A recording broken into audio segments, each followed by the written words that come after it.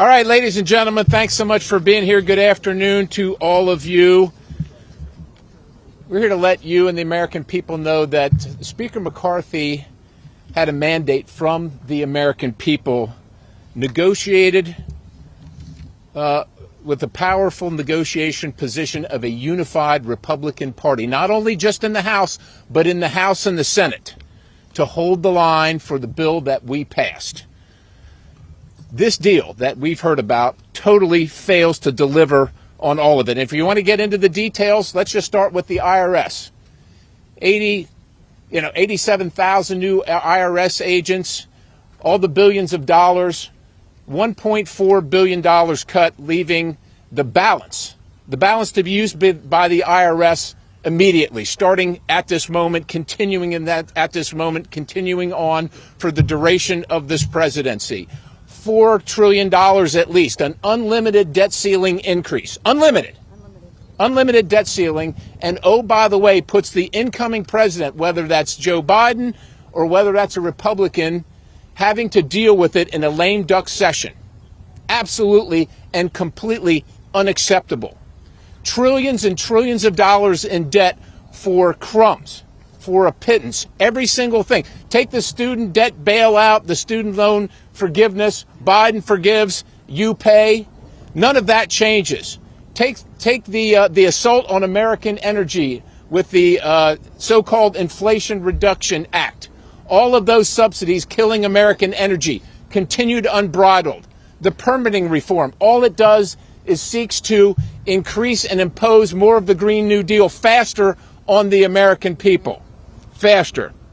Now, at least $4 trillion in debt for nothing from the strongest position a Republican has had generally in certainly our elective lifetime here, and generally probably since we've been paying attention to politics.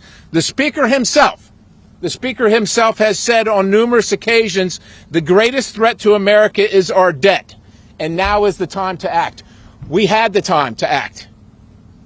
And this deal fails completely. And that's why these members and others will be absolutely opposed to the deal, and we will do everything in our power to stop it and end it now. And with that, I introduce the gentleman, Mr. Roy. Well, I thank Chairman Perry. I thank my friends here who have been for a long time making clear to the American people that it's time for things to change in Washington. Now, we've been saying that for a long time, and finally in January we did something about it. And we forced a change, and the American people responded. And for 5 months, that change was being seen. Because we were a unified Republican Party standing up for the things that we actually run on. Actually trying to change this place. Actually trying to secure the border. Actually saying that if you're going to raise the debt ceiling, maybe you should actually enact fiscal reforms to do so. We did that. We worked in good faith. Everybody's sitting around, working around the table to accomplish the objectives the American people sent here to do. Unfortunately, last week, there was a breach. There was a breach in the structure that we agreed to put in place to make sure that we are representing the American people through this heretofore United Republican Conference. The Republican Conference right now has been torn asunder. And we are working hard to try to put it back together again this weekend by making sure that this bill gets stopped. I want to be very clear. Not one Republican should vote for this deal. Yes. Not one. If you're out there watching this, every one of my colleagues, be very clear. Not one Republican should vote for this deal. It is a bad deal. No one sent us here to borrow an additional $4 trillion to get absolutely nothing in return. But at best, if I'm being really generous, a spending freeze for a couple of years. That's it. That's about what you get. And frankly, you're going to make things worse. And my Democratic colleagues know it. That's why they're supporting it. That's why they're going around gleeful. Look, there's a reason our Democrat colleagues support this. There's a reason that Mitt Romney supports this. There's a reason that Bill Kristol supports this. It's all the same stuff. There's a reason that our conservative allies are opposing it roundly. The Club for Growth, scoring against it. The Heritage Foundation, scoring against it. Freedom Works, scoring against it. Ron DeSantis, publicly opposed. President Trump said he thought we should default rather than pursue this kind of lunacy. At the end of the day, the only person that would default in this town is Joe Biden, unless Republicans default on the American dream by voting for this bad bill. That is why this group will oppose it. We will continue to fight it today, tomorrow, and no matter what happens, there's going to be a reckoning about what just occurred unless we stop this bill by tomorrow. I yield to my friend, Ms. Boebert. So we're here today in strong opposition of the latest so-called deal to lift the debt ceiling. As far as I'm concerned, I think McCarthy did the best that he could do to some extent with this deal, but we made it clear at the outset of this Congress that we would not continue business as usual here in Washington, D.C. McCarthy did his job, but unfortunately Biden and the Democrat-controlled Senate did not do theirs. The House did our job. We passed a bill. We passed a decent bill. None of us wanted to increase the debt ceiling. But we came together and said if we can make some fiscal reforms and some cuts that actually make sense to the American people, then we're willing to do that rather than go into default. And now we must, again, in the House, do our jobs. I think that there should be a process that's discussed to have an open rule and offer amendments. And we're going to go over those things. We're going to see what is best for the American people in that. But we fought extensively to empower each individual member of Congress to have a say, to have influence on legislation, not unilaterally give our authority over to the Speaker to negotiate a bad deal. The American people are struggling with high gas prices, groceries, and other monthly expenses that were fueled by Democrat federal spending sprees that caused record inflation that we are still fighting today. The bill passed by House Republicans provided a modest $1.5 trillion increase to the debt ceiling in exchange for enacting pro-policies and real spending cuts. Our bill saved taxpayers $4.8 trillion and included real reforms. We had substantive policy included in the Limit, Save, Grow bill. We had a real opportunity to significantly cut federal spending, restore some fiscal sanity to Washington, D.C., and get our economy back on track. Unfortunately, the bill we are considering tomorrow does none of these things and is more Washington gimmicks from the swamp that kicks the proverbial can down the road. Tomorrow's bill hands Biden a blank check as it doesn't actually set a debt limit. This is an unlimited debt increase, allowing him to spend as much money as he wants through the end of his term. Tomorrow's bill fails to return federal spending to pre-COVID pandemic levels and instead normalizes federal spending at the $6 trillion level as opposed to the previous $4 trillion level. That is $2 trillion more that we will likely spend each year because of this disastrous anti-deal. Tomorrow's bill allegedly cuts $41 billion. I think it's more like 12, which is essentially nothing, as its estimated savings from the bill from unspent COVID funds. These so-called pay-as-you-go wins in the bill are fake. It allows the OMB director to ignore this mandate whenever she deems necessary to do so. This administrative pay-go isn't as lovely as it sounds, as this administration can waive that whenever they'd like. Republicans said we're going to defund Biden's new army of IRS agents, yet this bill prohibits only $1.4 billion of that $80 billion. So at the end of 10 years, okay, the IRS has $1.4 billion left to spend. They can still spend the rest of that money however they so choose to attack the American taxpayer, middle-class taxpayers that the IRS will be weaponized against. And shockingly, in tomorrow's bill, there are no actual budget caps required after 2025.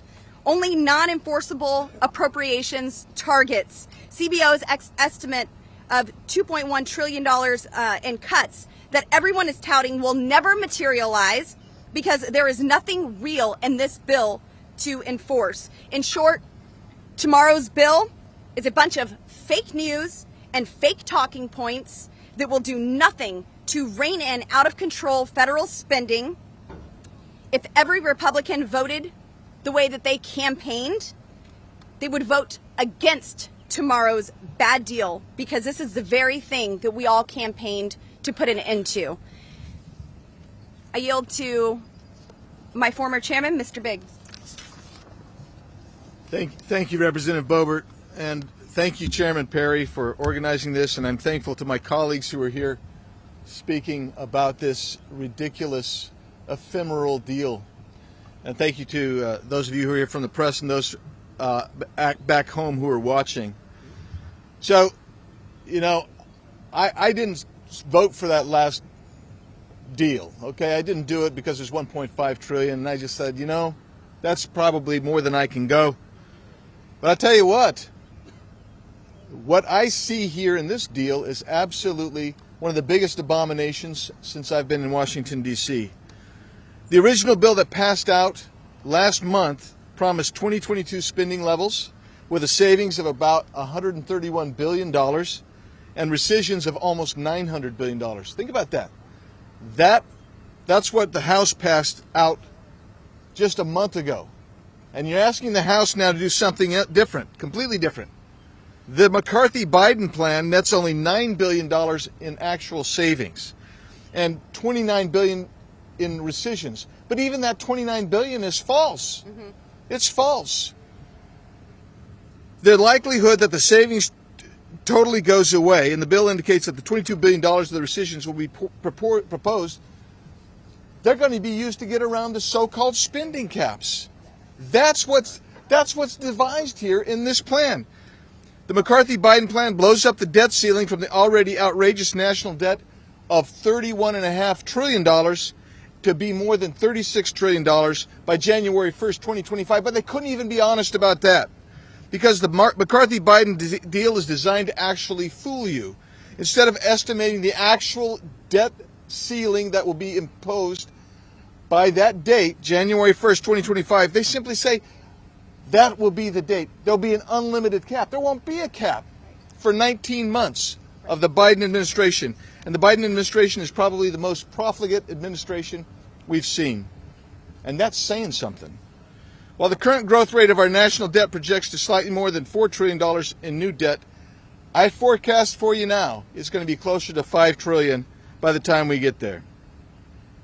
Let's see here now. The original House bill included elimination of all the IRS funding for the new Stasi, the IRS agents, who will be a weaponized IRS force. Total savings would have been $71 billion. That was what passed out of the House.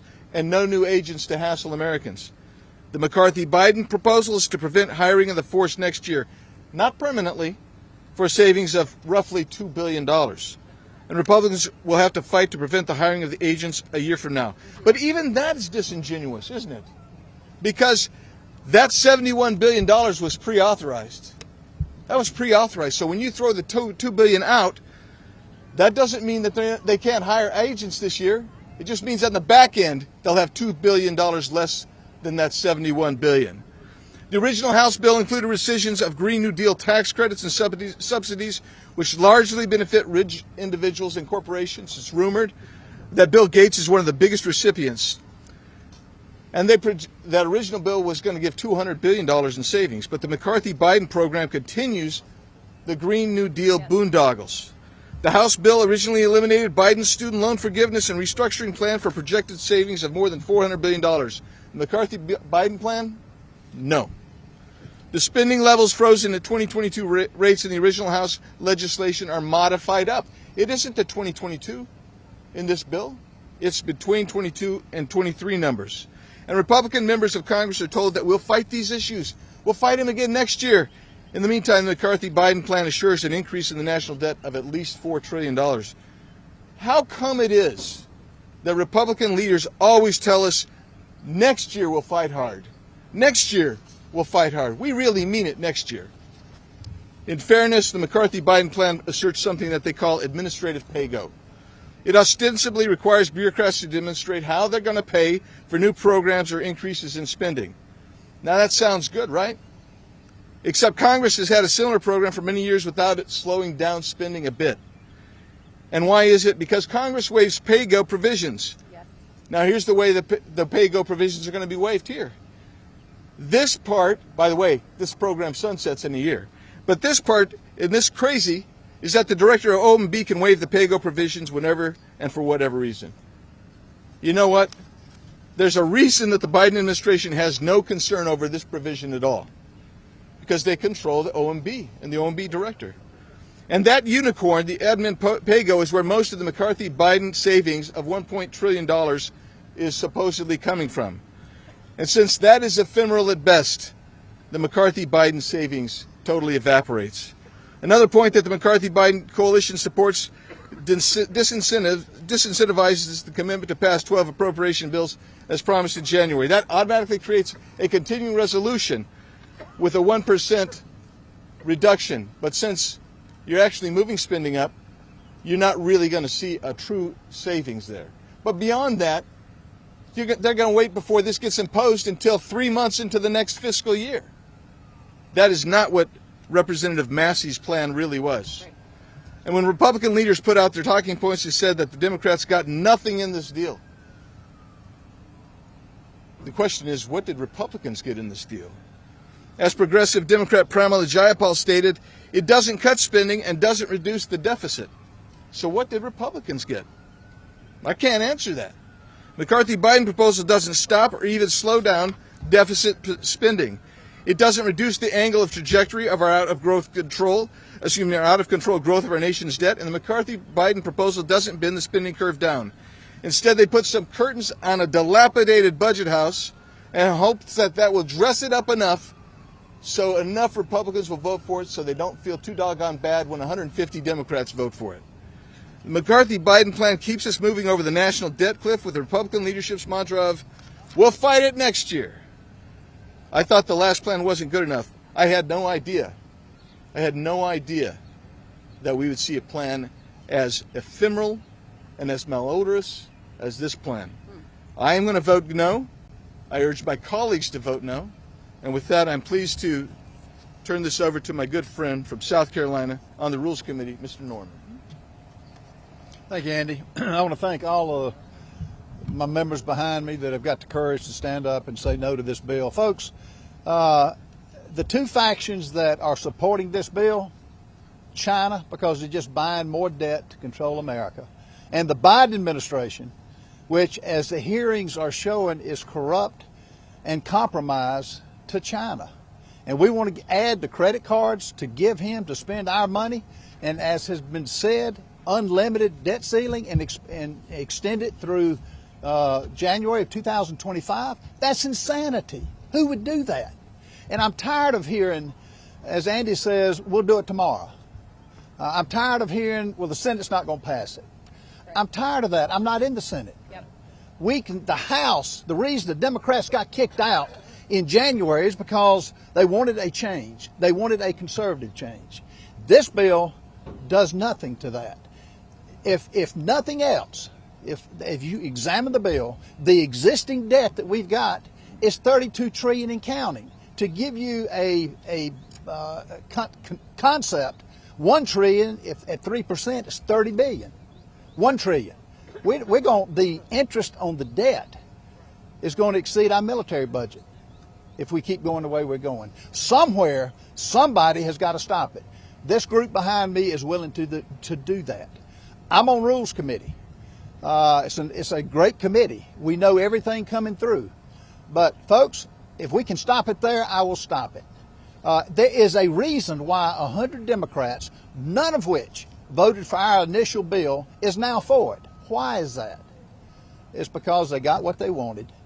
And Kevin McCarthy had done a good job speaking the language. His number one slogan is national debt is the biggest threat we have to America. That's out of his words. And then to pass this bill, folks, it's time to go back to the drawing table. It's time for us to say no. And look, I don't buy Janet Yellen's "the sky's falling." She's moved the X date 3 times. June 1st, now it's June 5th, and I hear it's June 8th. What gives? Tax revenues are going to be coming in. We're not going to default. We're going to choose. They're going to say this. Let's call their bluff on it. The best deal is no deal. The time you get up and walk away from the table was when Biden spent 97 days dithering in Japan and God knows where else he went. And now all of a sudden, at the last minute, it's an insult to get a 100-page bill and be asked to decide on it on the spot. I won't buy a microwave unless I get it in writing. And here we are at the last minute. No, it doesn't make sense, folks, for any of you. Once you dissect the bill, this bill is un-American. It defies conservatism. No Republican in good conscience should support this. And go back to the drawing table. Let's go back. And if we're going to negotiate does not mean completely evaporate, completely dismiss the things that we passed with 218 votes. And I just want to thank my comrades behind me, and I wish other people will. And when you see the preview of coming attractions as Democrats passing this bill, that should tell you something. I call on, is Matt Rosendale or Andrew Clyde? Andrew. Thank you, Ralph. To my good colleague from the Carolinas, the Biden-McCarthy deal has been dubbed the Fiscal Responsibility Act. But in truth, there's nothing responsible about it. Make no mistake, this is the Fiscal Irresponsibility Act. For starters, it egregiously provides an unlimited, nearly 2-year debt ceiling increase until January 2025. So we have a date, but we don't have a dollar figure. So the federal government can spend unlimited amounts of money, your hard-earned tax dollars, until that date. Then they can plus up their cash on hand to normal operating levels at the end of it by at least $4 trillion, maybe $4.5 trillion. We don't know yet because there's no top number. Keep in mind, we're currently barreling toward $32 trillion in debt. The American people charged us with reducing this figure, not recklessly raising it at the whim of Joe Biden, whose big government socialist agenda has broken our economy, racked up tremendous debt, and burdened Americans with soaring inflation. For a long time, Speaker McCarthy has claimed that, and I quote here from February 1 of this year, the greatest threat to America is our debt. And I'd agree with them, but this agreement drastically increases the threat to America. Yet it includes almost zero cuts, clawbacks, or reforms that we fought for in the Limit Save Grow Act. Just take the IRS funding as an example. And this issue is personal for me because I was a victim of the weaponized IRS back in 2013. Despite claims that this disastrous deal eliminated funding for Joe Biden's auditing army of IRS agents, the bill text doesn't lie. In reality, the agreement cuts less than $1.4 billion. As a reminder, we promised the American people, the very first bill that this Republican Congress passed, that we would repeal the $80 billion that the Democrats appropriated to the already bloated IRS last year. We promised American taxpayers that we would protect them from increased and targeted audits. We promised the nation that this would be a top priority under a House Republican majority.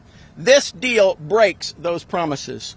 Because after this deal, they still have over $78 billion to spend from now till 2031, hiring tens of thousands of IRS agents. So instead of 87,000, they might get 86,000 IRS agents, and they can do that tomorrow. The money is still available right now. But it doesn't stop there. No Reins Act. It upholds Joe Biden's student loan transfer scheme.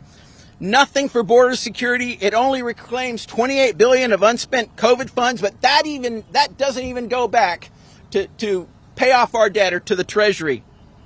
And the list goes on and on. But simply put, this isn't a win for the American people. It's a win for Washington. And I didn't come to Washington to maintain the swamp status quo or to rubber stamp some fiscally irresponsible deal. My constituents didn't send me here to exacerbate the debt, burden future generations, capitulate to the establishment, turn a blind eye to the less destructive policies, or surrender the fight to eliminate woke, weaponized, and wasteful spending. They sent me here to fight for them, to fight to restore fiscal sanity to this broken government, and to fight for the future of our republic. I'm a hard no on this fiscally irresponsible insanity, and I urge more courageous and fiscally responsible Republicans to join me in that hard no. Now I'd like to turn it over to my friend from North Carolina, Mr. Bishop. Am I next? Very good. Thank you. I'm Dan Bishop from North Carolina. And I want to make sure I'm pithy here, because so you guys don't just have to listen to, because these guys have covered it pretty well. But it's not just that every Republican should vote against this. It's a little bit more than that. This is a career-defining vote for every Republican.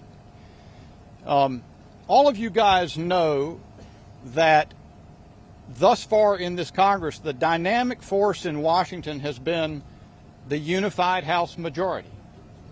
The fact that we resolved in January on concrete details how we were going to go forward together. And it has been impactful over the first several months of Congress. Imagine the decision of Kevin McCarthy and his negotiators to forfeit that. Imagine that. Why would you give that up? Can you imagine doing it in the middle of a negotiating process without at least putting us all in a room to hash out, or representatives from our several groups among the Republican conference who've gotten together before? Can you calculate the cost of surrendering that advantage? But maybe worse. You know, in Washington, I thought the least present quality was courage.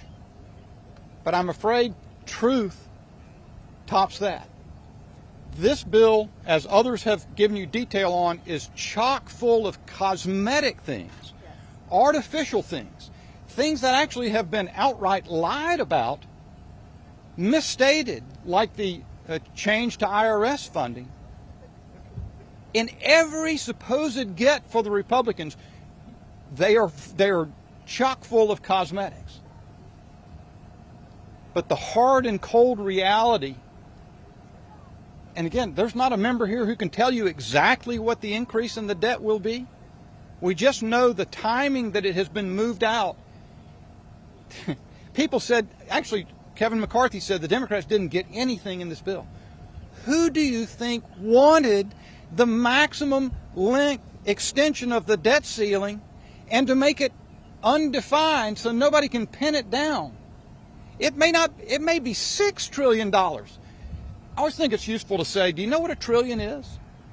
Do the American people are they capable of evaluating? You know what $1 trillion is? Somebody told me, I think it's about right, is $1 trillion is $8,000 for every man, woman, and child in the United States.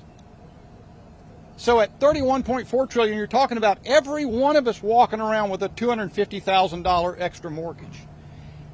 $4 trillion more will take that up $32,000 over the course of 2 years. And what does the device of 2 years do?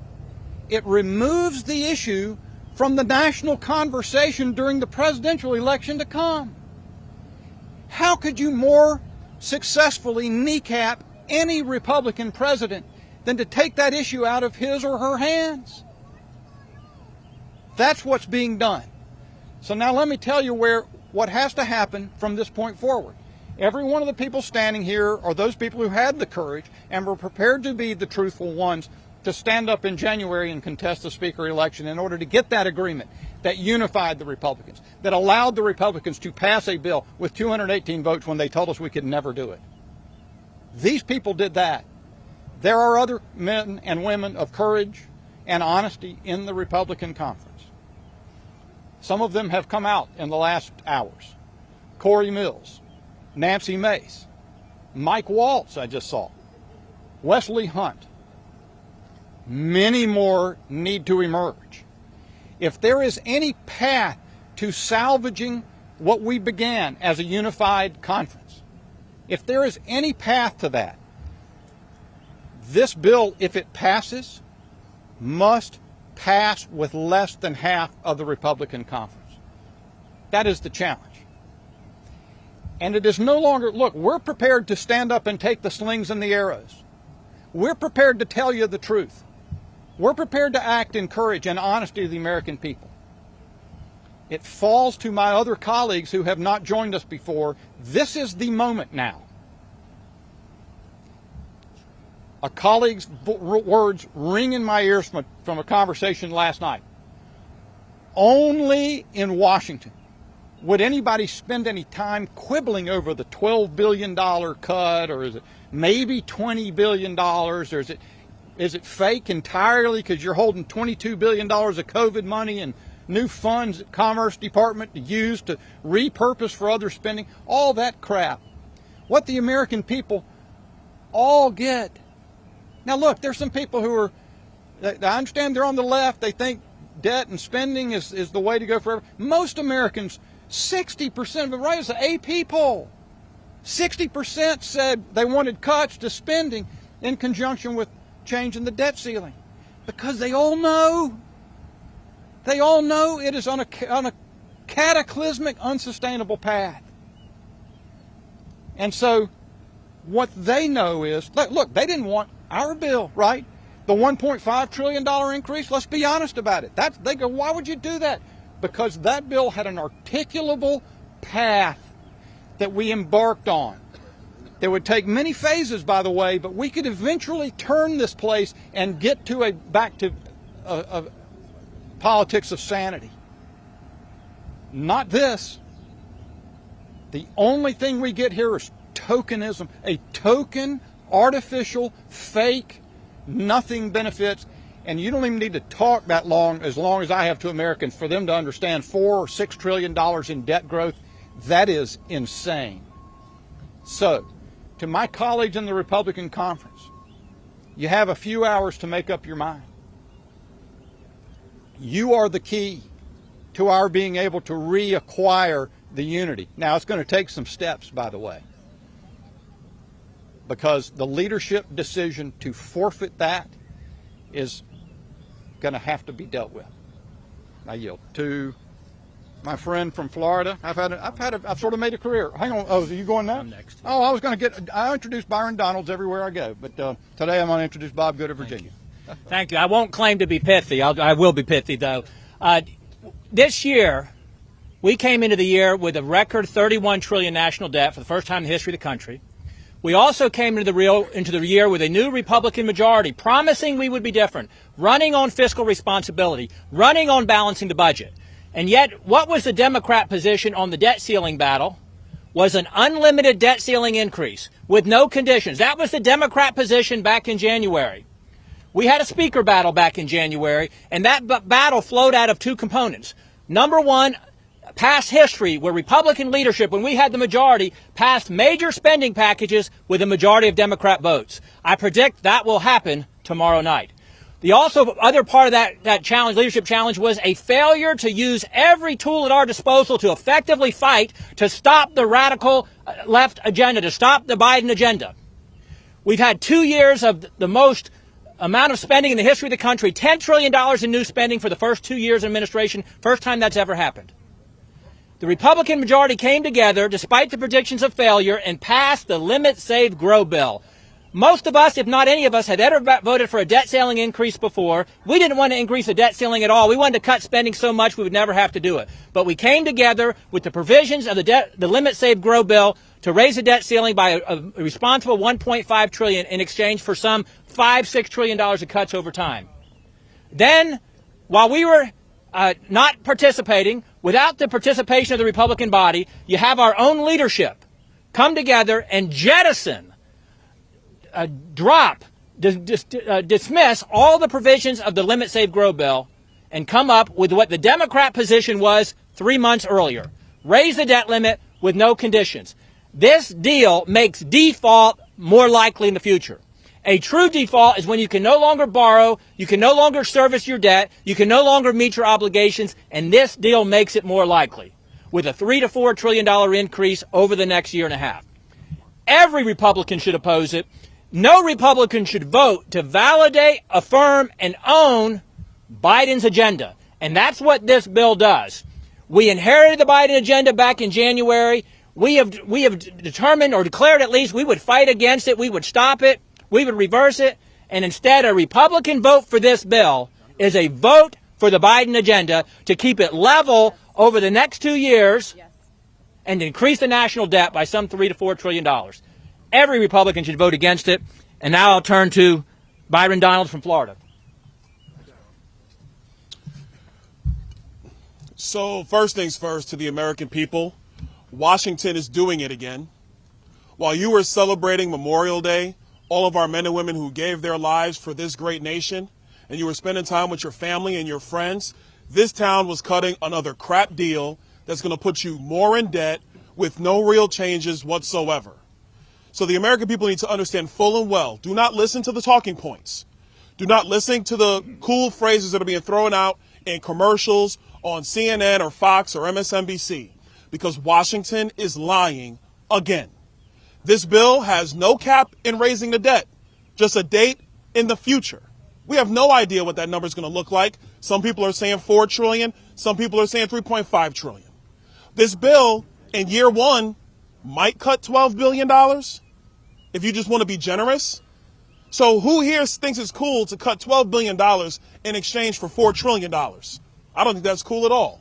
This bill actually keeps the Biden baseline intact for the federal agencies. The Republicans in Congress have been saying for months that we need to get back to pre-COVID spending levels. This bill canonizes post-COVID spending levels brought to us by Joe Biden and the Democrats. This bill keeps all of Joe Biden's policy, all of Joe Biden's spending intact. This bill does nothing for the Green New Deal subsidies that are going to cripple our electric grid. So when Americans are trying to figure out that they went and bought this electric car that they were subsidized to buy, but when they plug it in, there's not enough electricity on the grid, that is because Washington subsidized all these Green New Deal projects and nobody stood up to it except for people standing behind me right now. To my Republican colleagues, do not vote for this bill. I'm telling you right now, your voters back home are going to look at you and say, why did you vote for a bill that keeps all of Joe Biden's policy in place and all you did was raise the debt ceiling? They're going to tell you, why did you not stand up and demand that they go back to the table and renegotiate this deal? These negotiations happened. Listen, in negotiations, you go through it, you figure out what comes out the other side. But now it's time for the Republican members of Congress to weigh in on these negotiations. That is why I am a no. That is why the men and women behind me are no's. That is why more and more Republicans, as they read this bill, they are no's. And I will add this last thing. It's funny that the White House's talking points are very cheery. That the White House is telling Democrats, have crocodile tears, but vote for the bill. It's funny that you have 100 Democrats who are now greenlighting they will vote for this bill. You know why they're going to do that? Because none of their policy is changed and they get to keep all of their spending. And last but not least, if we were going to do something constructive for the country, if Joe Biden didn't want to get rid of his crazy Green New Deal spending, the least we could have done is secure the southern border. Yes, hear, hear. And we didn't do that either. To my Republican colleagues, vote no. Vote no and do the right thing. And let's go find a better deal. Cloud. Sorry, Cloud, I didn't even introduce you. I apologize. Michael Cloud, Texas. Hey, Michael Cloud from Texas, 27th. This nation is racing toward a fiscal cliff. That's not news to anyone here. But for too long, Republicans have bemoaned the left as they race toward a fiscal cliff and called it success when we jog toward that same cliff. And indeed, this was a big part of the discussions leading into this term. A lot of what got characterized as the speaker's fight was also an internal discussion about who we were going to be as a conference coming into this term, what things we were going to stand for. And a number of us got up and said, I'm not here to fill a seat. I'm not here to play Congress, and I will not settle for anything less than turning the corner on this and putting us in the right direction. This deal does not do this. This deal plays the same fuzzy math, show game, fiscal games that this place has played for years to use the American people as collateral to build a $31 trillion debt. This deal, as all the talking points have said, you've heard today, you know, when we put a debt ceiling out there, we don't even have the courage to put an amount on it, but instead we put it on a date in the middle of a lame duck session so that the American people will not be able to speak to it in the next election right before another president is elected. That's swampy games. This kind of stuff has got to stop. We've got to do what we said we were going to do. It's very simple. When you come to Washington, you do what you say you're going to do. If you say you're going to get rid of 87,000 agents, you do it. You don't play a shell game with it and say you're not going to do it. This bill, at best in the outcome, funds the same leftist, woke, weaponized government at 99% of the massively inflated 40% growth we've seen over the last two to 3 years of this government, at best. And so we have Republicans who will come and they'll campaign on, we're going to get rid of this government that targets teachers at school board meetings. We're going to get rid of the spying on American citizens. We're going to get rid of the policies that ignore the law. We're going to secure our border. Well, you can't do that if you disincentivize the appropriations process and take away the tools we have to get rid of stuff. You know, on the Appropriations Committee, we've been going through this thing for the months, looking for all this crazy spending. Do you know our cafeteria here pays an NGO to consult on our use of plastic straws? Wow. That is how ridiculous this government has grown in putting a burden on the taxpayers. Flip a coin, use paper straws, use plastic straws. I don't care, but let's not be funding this on the backs of taxpayers. This kind of craziness has got to stop. This nation cannot stand one more generation of politicians in D.C. who are willing to go out and win the messaging war, but fail to secure real reforms that secure the blessings of liberty for this next generation. We've got to stand. We've got to hold the line. The American people deserve no less. And I'd like to invite up my friend and colleague from Texas, Mr. Keith Self. What's up, Michael? Yes. Good job, Michael. Well, it's starting to feel like my native Texas out here. So I'm going to keep this short because I have listened to my very eloquent colleagues here. I have renamed this bill the Sleight of Hand Spending Bill. Something that's not been discussed here, so I won't rehash old ground here, but we've been very proud of the work requirements. Yes. In this bill, we have temporary work requirements, but we've added permanent new exceptions. That, ladies and gentlemen, is a sleight of hand. With that, I yield to the chairman, General Perry.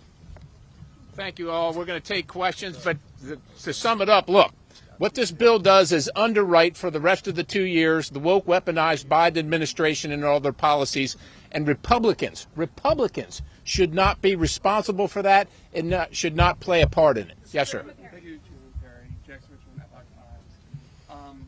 Were the bill to go forward, would you file a motion to vacate the chair? Look, we are focused. I'll let each member speak for themselves, but for me, I am focused on defeating this bill. What happens post that and the agreements that we have, we will decide once we've determined the disposition of this bill and its finality. Yes, ma'am. What's your message to some Americans who might be more worried about a potential default? We are not going to default. We are taking in record revenues. As a matter of fact, in the month of June, the biggest, because of the quarterly, the biggest glut of cash comes into the federal government. There was no chance of ever defaulting, not paying on our debt, not paying Social Security, not paying Medicare, not paying veterans benefits. That was never going to happen. This is a scare tactic. What this bill does is lead to an eventual complete default of the United States. That's what it does, and that's why we're opposed to it. Yes, ma'am. Let me add to Chairman Perry's point on that. There were many other options available. So you could do, I mean, for a short period of time, you could do a clean limit increase if necessary. And what was decided upon is the worst possible answer to that question. Yes, ma'am.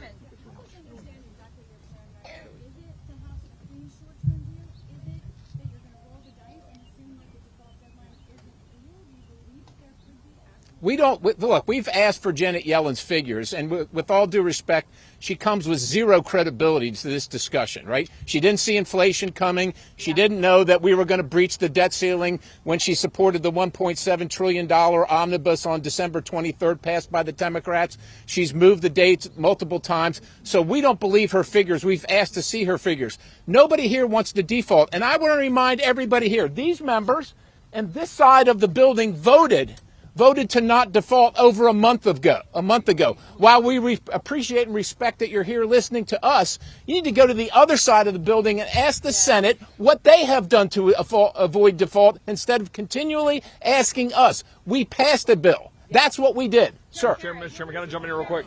I just want to add one thing. Look, there are two paths here. Take up the bill that we passed. It's a good bill. It's sitting over in the Senate. They can pass it and send it to the president. Second, Speaker McCarthy should pull this bad bill down.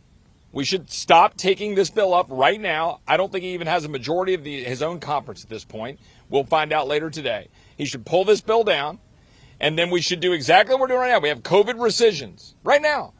COVID rescissions are in the bill. COVID rescissions of $29 billion.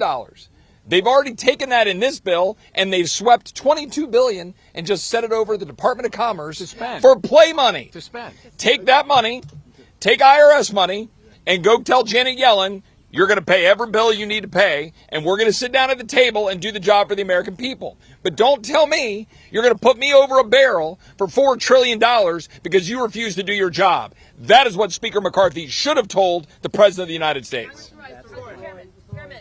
Yes, ma'am.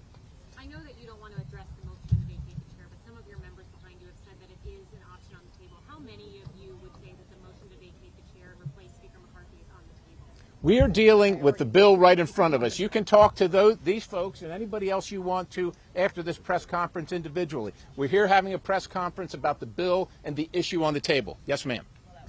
Okay. All right. We're blown away by that, Olivia. Thank you all. It's been great to see you.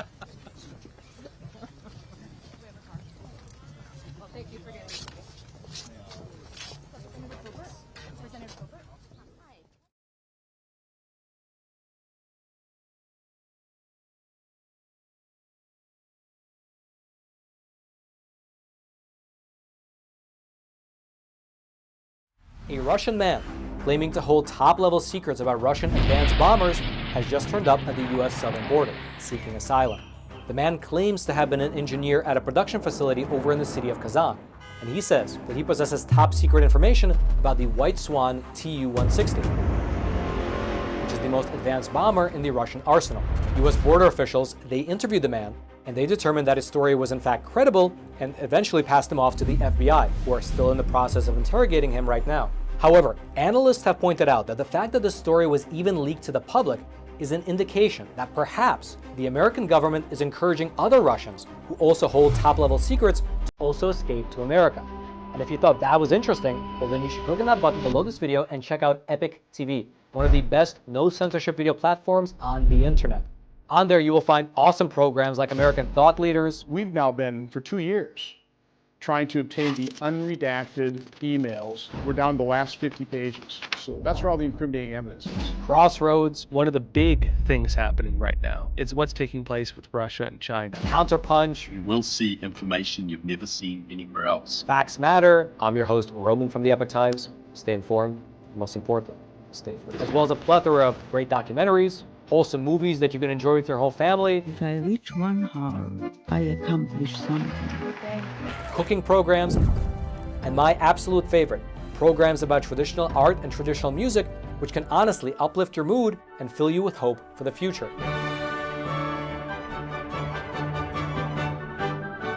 And the best thing about Epic TV, at least in my opinion, is that there's no corporate backing and there's no allegiance to some anti-American agenda. How dare you come to this peaceful community and try to scam these people? What the hell are you talking about? But rather, it's just good, honest, wholesome content that's based in truth and tradition. I saw him. It was incredible. Something that you can actually sit down with your whole family and enjoy, knowing that some ideology is not about to be pushed upon you. And who's fighting it? We're fighting it here at Epoch Times, and we need to keep bringing you the news. And so again, if you'd like to check out Epic TV, just click on that button below this video. You and your family will absolutely love it.